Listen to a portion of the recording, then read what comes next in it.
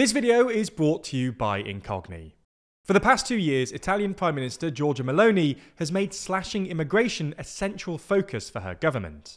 While her early efforts yielded poor results, the latest data reveals a marked drop in small boat crossings from North Africa, earning her praise from European leaders. So in this video, we're going to take a look at why Meloni is so keen on reducing migration numbers, how her policies have succeeded, and why the headline numbers might be a little too flattering. Before we start, if you haven't already, please consider subscribing and ringing the bell to stay in the loop and be notified when we release new videos. Let's start with some context. Immigration became a hot issue in Italian politics in the late 2010s, after the so-called European migration crisis. In 2018, a tough approach to migration fueled the electoral success of populist parties on both sides of the political spectrum, namely the left-wing Five Star Movement and the right-wing League. Once in power, the two parties enacted policies aimed at reducing immigration and specifically asylum, including restricting refugee status approvals, preventing NGO rescue ships from docking at Italian ports, and constructing additional detention centres. These parties capitalised on Italians' relatively negative attitudes towards migration. A Pew study from 2019, for instance, found that 54% of Italians viewed immigration as a burden, unlike the majority in other Western European nations who saw immigration as a strength. While the number of irregular migrants arriving via sea fell after the 2018 election, it started rising again during the pandemic, and the issue was top of the agenda at the 2022 election.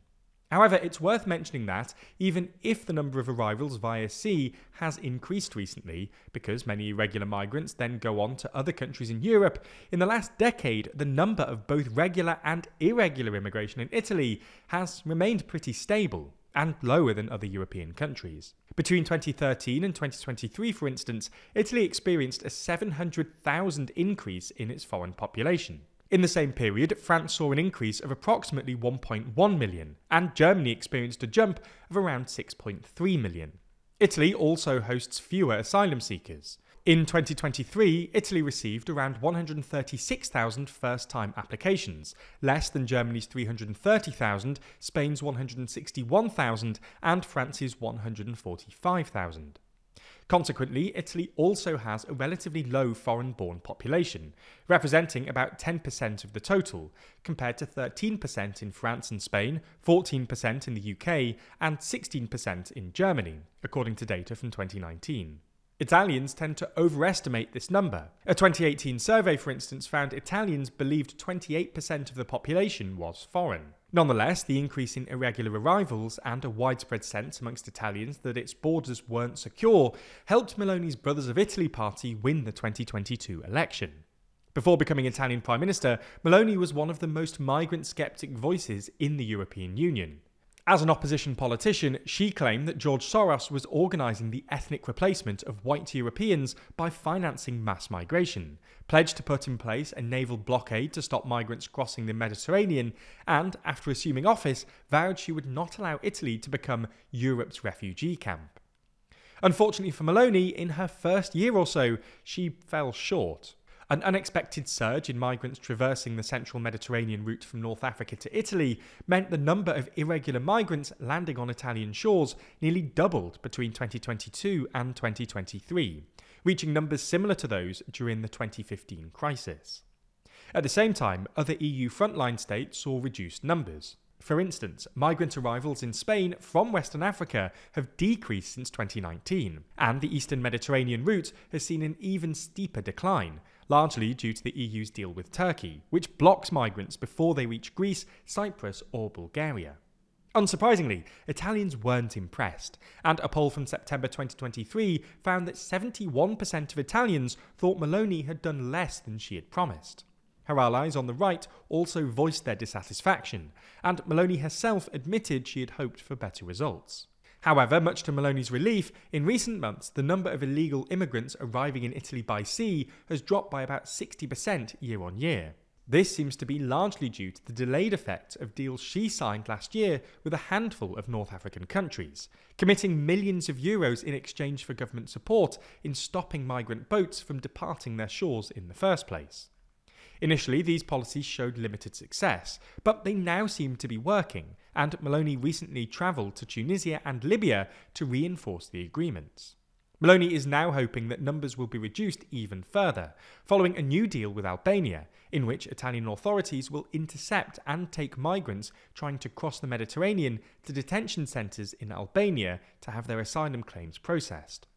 Meloni claims that these centres will be able to handle 36,000 asylum seekers a year, and there's also a hope that the prospect of being effectively deported to Albania will deter some asylum seekers from travelling to Italy in the first place. But while Meloni has managed to crack down on migrants crossing the Mediterranean, this has exacerbated Italy's worker shortage, caused by an ageing population, a skills gap, and an ongoing worker exodus. For context, Italy is suffering through one of the most acute demographic crises in all of Europe, with a fertility rate that's hovered below 1.5 since the early 80s. And 39 out of Italy's 107 provinces currently have more retirees than workers. By 2050, Italy will have almost 5 million fewer people, and more than a third of them will be over 65. On top of this, tens of thousands of educated Italians leave Italy every year in search of better economic fortunes elsewhere, with nearly 40% of these going to find jobs in Germany and France. Worried about both the shrinking labour pool and the ever-growing strain on public finances, earlier this year, Meloni quietly raised the quota for work visas for non-EU citizens to over 450,000 for the next 2 years, an increase of nearly 150%. In practice, most of these new workers will be individuals who entered the country illegally years ago, the very group that Meloni is now seeking to keep out, and who will now use these new quotas to legalise their situation. And because of Italy's family reunification policy, this widespread legalisation is due to cause a threefold increase in immigration over the next decade, potentially bringing in around 1.5 million new immigrants.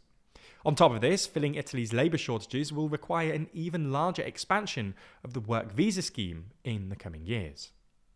All in all, while Meloni might talk a tough game, she's also opened up Italy to foreign workers to support the Italian economy, which only recently returned to its pre-financial crisis peak. Meloni might argue that she's increasing legal migration while reducing illegal migration, but this distinction is blurred by the fact that many of the new worker visas will be picked up by illegal migrants, and whether this nuanced policy satisfies her migration skeptic voter base is yet to be seen. Now, as we've demonstrated in this video, there's a huge amount of uncertainty in the world of politics and current affairs, often with few easy solutions. Unfortunately, this can be the case online too. There are all kinds of bad actors out there that want to try and use you to make a quick buck.